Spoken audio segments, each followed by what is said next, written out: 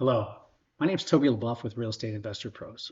Today we're going to discuss some of the biggest misconceptions about hard money lending. One of the most common misconceptions is that once an investor brings their funds to closing, they're finished with their out-of-pocket expenses for the rehab. Unfortunately, that's not the case. The rehab funds held in escrow are not immediately available to the investor. Those funds can only be accessed through a draw process and only after part of the rehab work has been completed. Most contractors, however, won't start a job without an upfront payment, typically 30 to 50% of the rehab cost. Once that portion of the work is completed, the investor can then request a draw from the lender. Draw requests usually cost anywhere from $200 to $300 each, depending upon the property's location.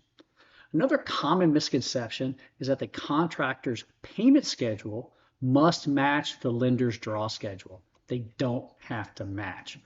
The payment schedule with the contractor should be negotiated up front, often something like a 30-30-30-10. The draw schedule, on the other hand, is completely at the investor's discretion. Depending upon the size of the project, an investor can choose to do multiple draws throughout the rehab or just a final draw at the end. However, lenders do require at least one draw to be taken for the full rehab amount.